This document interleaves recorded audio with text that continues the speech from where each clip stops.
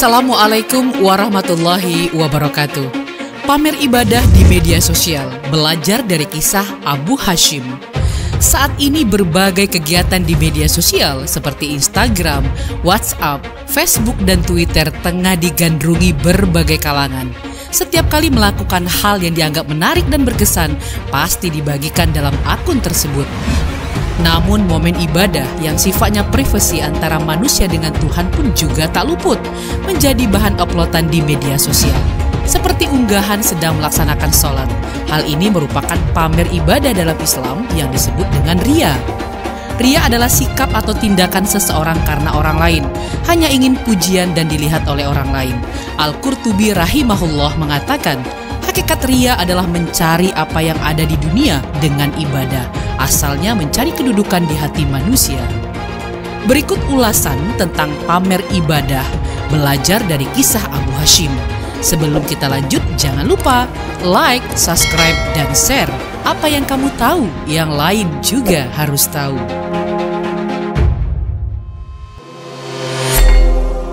Syarat paling utama suatu amalan ibadah seorang hamba diterima di sisi Allah Subhanahu wa Ta'ala adalah ikhlas.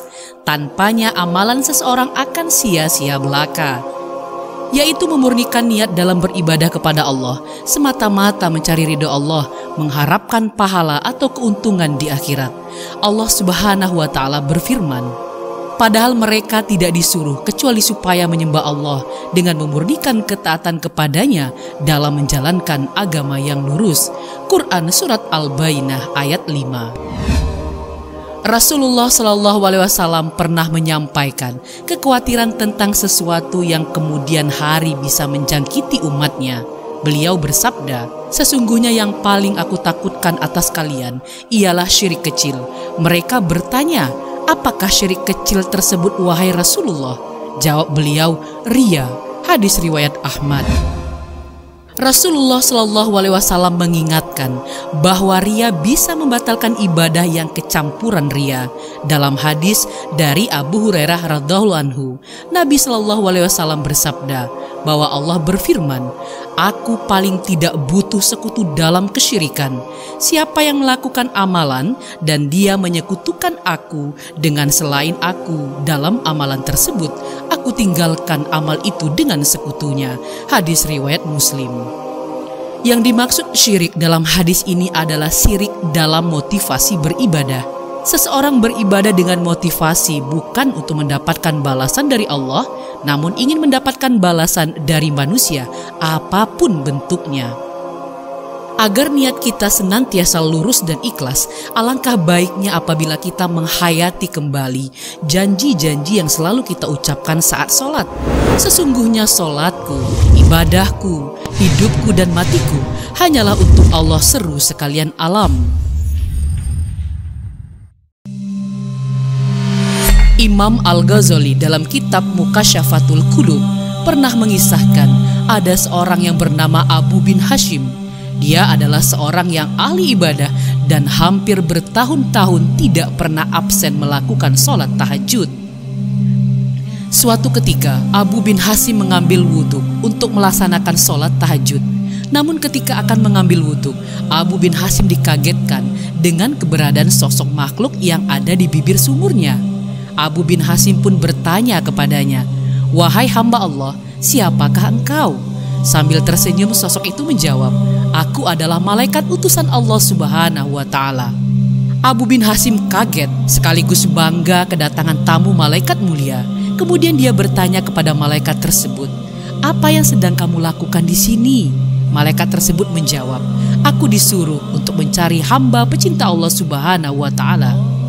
Abu bin Hashim yang melihat malaikat tersebut membawa buku tebal membuatnya penasaran hingga bertanya lagi, wahai malaikat, buku apakah yang engkau bawa? Sang malaikat menjawab, ini adalah kumpulan nama-nama para hamba pecinta Allah Subhanahu wa Ta'ala. Mendengar jawaban tersebut, Abu bin Hashim berharap dalam hatinya bahwa namanya terdapat dalam buku tersebut. Lalu bertanyalah dia kepada sang malaikat, wahai malaikat, adakah namaku tercantum di situ? Abu bin Hashim yang merupakan ahli ibadah beranggapan bahwa namanya ada di dalam buku tersebut. karena dia merupakan sosok yang selalu menunaikan sholat tahajud setiap malam, berdoa dan bermunajat kepada Allah di sepertiga malam. Kemudian sang malaikat mengecek dan mencari nama Abu bin Hashim di dalam buku tersebut. Namun sang malaikat tidak menemukan namanya. Abu bin Hashim meyakinkan kembali untuk mengecek kedua kalinya. Namun sang malaikat tetap tidak menemukan namanya. Ia berkata kepada Abu bin Hashim, "Betul, namamu tidak ada di dalam buku ini." Melihat hal tersebut, Abu bin Hashim gemetar dan jatuh tersungkur di depan sang malaikat. Dia menangis sambil mengatakan, "Betapa ruginya diriku yang selalu tegak berdiri di setiap malam dalam tahajud dan bermunajat, tetapi namaku tidak masuk dalam golongan para hamba pecinta Allah Subhanahu wa Ta'ala."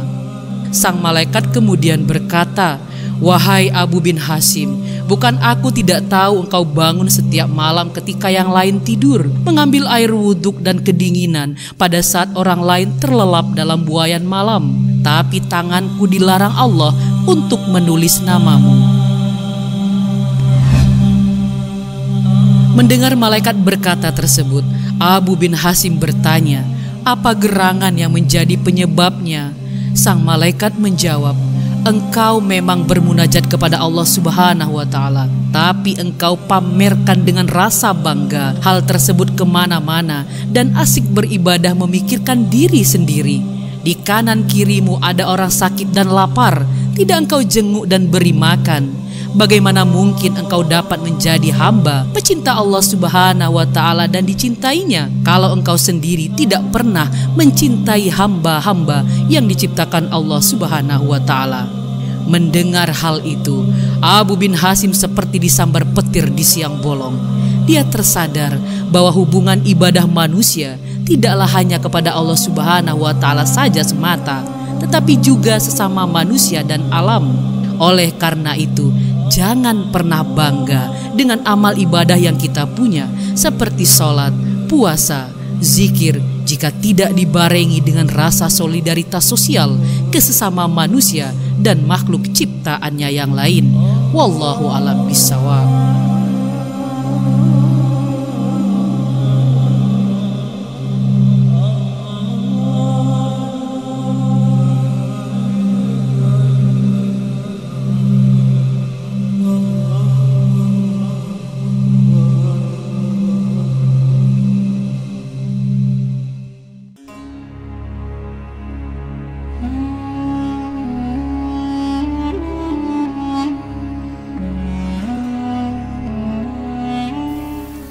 Dalam melakukan kebaikan dan amal ibadah, seseorang yang berakal sehat tentulah tidak tanpa motif dan tujuan. Motif bisa saja berupa keinginan seseorang untuk bahagia di kehidupan akhirat kelak, atau juga bisa semata-mata hanya mencari ridho Allah Subhanahu wa Ta'ala. Namun, motif ini hanya bisa tercapai dengan satu syarat, yaitu ikhlas murni. Sebuah kebaikan atau amal ibadah jika dilakukan dengan niat yang tidak ikhlas, maka kebaikan atau amal ibadah itu hanya akan menjadi sia-sia, tidak bernilai ibadah di sisi Allah. Bahkan bisa batal oleh agama jika ada faktor yang merusaknya. Salah satu faktor yang bisa merusaknya adalah faktor riya atau pamer. Memang tidak semua kebaikan bisa kita lakukan dengan cara diam-diam atau sembunyi-sembunyi. Kadangkala kita melakukan kebaikan di tempat yang terbuka, dilihat oleh orang banyak, disaksikan oleh masyarakat. Lalu kemudian kita diberikan pujian dan apresiasi. Namun tanpa disadari, pujian dan apresiasi menjadi sebuah kebutuhan bagi orang yang sudah melakukan kebaikan. Nah, inilah yang akhirnya akan merusak amal ibadah karena di sana sudah ada riya atau pamer. Namun, bila kita melakukan sebuah kebaikan dengan tujuan memberikan inspirasi dan motivasi kepada orang lain, maka ini dibolehkan di dalam agama.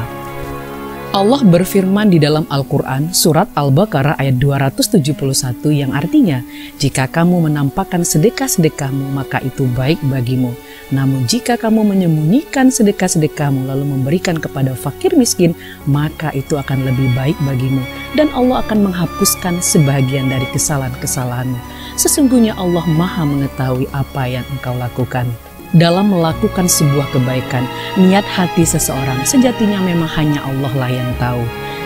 Sahabat Buya Milenial, semoga kita terhindar dari sifat ria atau pamer dan senantiasa mengharapkan kebaikan yang kita lakukan hanya mengharap ridho Allah Subhanahu wa taala. Fastabiqul khairat, semoga bermanfaat. Billahi taufik wal hidayah. Assalamualaikum warahmatullahi wabarakatuh.